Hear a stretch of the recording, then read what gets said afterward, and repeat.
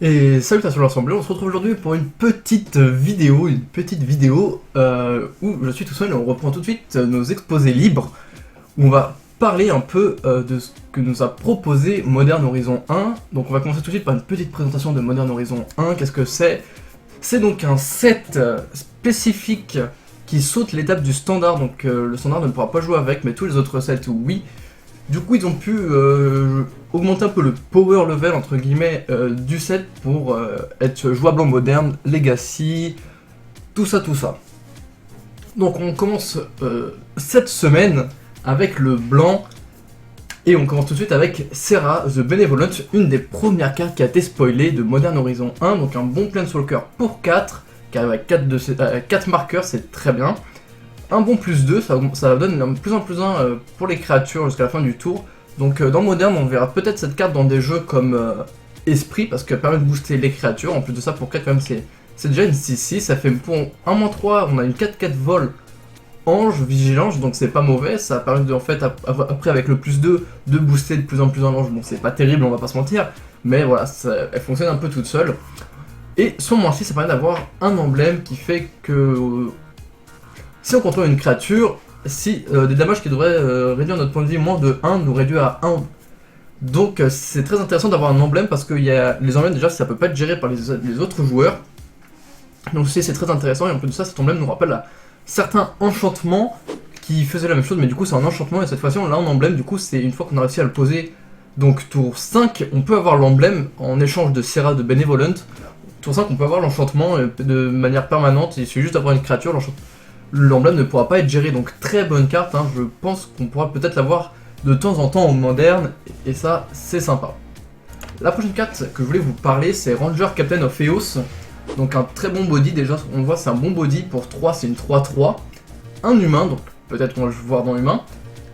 Quand elle est sur le champ de bataille, on peut aller chercher une créature de CM 1 ou moins et la mettre dans notre main, donc ça permet de tuto pas mal de créatures du moderne, parce que le moderne joue avec... en général, la haute curve du moderne c'est 4 et le système principal c'est du 1. Autant c'est au niveau créature et non créature, mais là c'est vraiment les créatures qui nous intéressent. Donc ça permet de chercher beaucoup de créatures pour humains, ou voir dans des jeux comme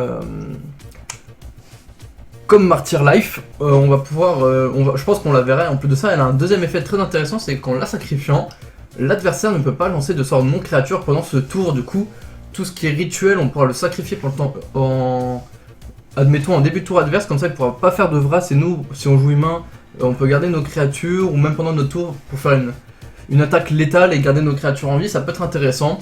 Bien sûr, en réponse du sacrifice, il peut quand même lancer des spot removal en instant, donc ça protège principalement, je trouve, des rituels, donc plus intéressant pour protéger des potentiels vras pendant le tour adverse. La prochaine carte, c'est Force of Virtue. Donc il y a eu plusieurs forces, il y a une force de chaque couleur et aujourd'hui on va s'attarder donc sur la blanche vu que la vidéo parle de la couleur blanche, donc, si vous suivez un peu ce que je raconte.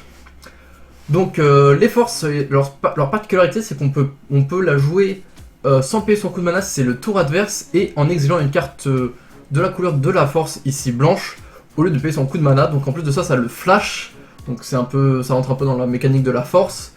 Et tout ce qu'elle fait, c'est que ça donne de plus en plus de toutes les créatures, donc celle-là aussi, j'en parle pour le moderne, mais je pense pas que ça va être une grosse carte du moderne, mais peut-être qu'elle peut trouver sa place dans des jeux token. Je pense notamment à Noir-Blanc Token, qui est pas forcément un archétype très présent, mais voilà, ça permet de ping, donc pinguer c'est le fait d'exiler une carte de sa main pour jouer la force.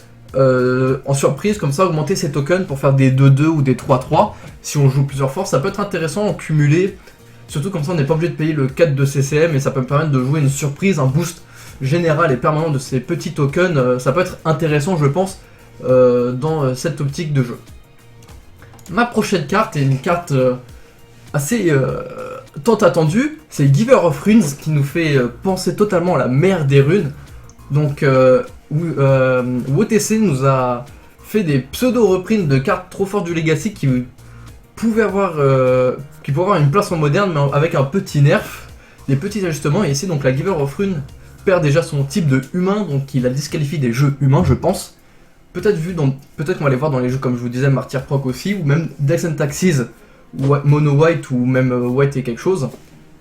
Et son effet, c'est comme la mer des runes, sauf qu'elle le donne à une another target créature, et par contre, en échange du fait qu'elle puisse pas se cibler, elle peut donner la protection en forme de colorless, donc ça aussi c'est pas trop mauvais, ça protège des artefacts ou des sorts incolores qu'on a pu voir dans la deuxième Eldrazi.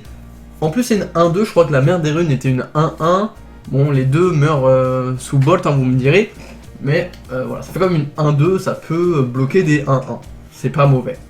Voilà, Giver of Runes, je pense que cette carte va être jouée en moderne et il y a des chances qu'on la croise dans certains packs comme ceux que je vous ai énoncés plus tôt. Très bonne carte. La prochaine, Generous Gift, donc on passe sur des Unco. Alors celle-ci c'est pareil, je pense pas qu'on va l'avoir énormément en moderne, mais je voulais m'attarder dessus parce qu'elle me fait énormément penser à sa cousine si on veut, Beast Within qu'on connaît en vert. La Beast Within c'est la même chose, c'est exactement la même carte sauf que elle est blanche, elle donne un éléphant au lieu d'une bête.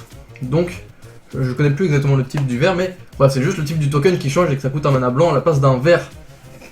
Sans plus tarder, on passe à la prochaine carte, Vesper Lark. Donc pareil, une unco pas mauvais avec l'évocation 1. Ça nous fait penser un peu au Réveil Arc, sauf que cette fois-ci c'est... Je crois que le Réveil Arc, on peut avoir plusieurs targets alors que lui c'est qu'une seule créature avec un ou moins de SEM qui renvoie du cimetière en jeu. Donc ça c'est tout à fait dans les jeux Martyr Pro qui jouent beaucoup de cartes pour 1, dont Martyr, qui se sacrifie pour gagner beaucoup de points de vie. Donc on pourra récupérer les martyrs qu'on sacrifie avec pour les faire revenir en jeu, donc très intéressant. Et en plus de ça, l'évocation c'est une capacité qui peut pas être contrée, si elle peut être contrée avec des effets comme Stifle, mais c'est parce qu'on croise énormément en moderne, ne soit pas de Stifle, hein. Il y a des cartes similaires pour le moderne, mais c'est pas des cartes qu'on croise souvent. Donc carte qui a aussi du potentiel d'être vue en moderne. La prochaine c'est un reprint total du Legacy, c'est Wing Shards. Donc la carte peut être pas trop mauvaise dans certains match-ups. Je pense notamment contre peut-être des jeux Phoenix, hein. Ça peut être intéressant contre des jeux Phoenix parce que le Phoenix va lancer beaucoup de sorts, ce qui va faire vous monter votre compteur Storm et après vous allez pouvoir le jouer et du coup vous allez faire sacrifier quasiment tous les Phoenix et peut-être les Thing in the Ice flipper. Donc ça peut être intéressant, les Phoenix vont quand même revenir au prochain tour, mais voilà, ça vous donne quand même une genre de Vrass potentiel en instant speed, donc c'est très intéressant. En tout cas, j'aimerais bien voir la carte être jouée en moderne, je trouve la carte très sympathique. Et on arrive sur la dernière carte blanche, une commune. Pareil, encore une fois, un print du Legacy, Gilded Light, donc voilà, une carte avec le cycling, donc c'est une carte pas totalement morte. Et son effet, ça fait qu'on peut gagner le Shroud jusqu'à la fin du tour pour 2. Donc voilà, c'est pas transcendant, je pense pas qu'on va l'avoir énormément non plus en moderne. Peut-être si des jeux comme Valakut ou peut-être Burn prend énormément de présence en jeu, tous les jeux un peu comme ça qui fait du direct damage, ça sera une carte qui peut-être sera jouée dans certains sides blancs.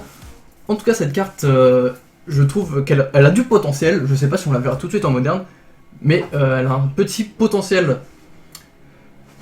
Donc voilà, se termine donc la première vidéo de la semaine concernant les spoilers de Modern Horizon 1. On se retrouve demain pour la prochaine couleur. Sur ce, je vous invite à vous abonner à la chaîne YouTube, à liker et à commenter si vous avez quelque chose à dire et si vous avez aimé la vidéo, à partager à tout fan de MTG. Et sur ce, je vous dis salut tout le monde.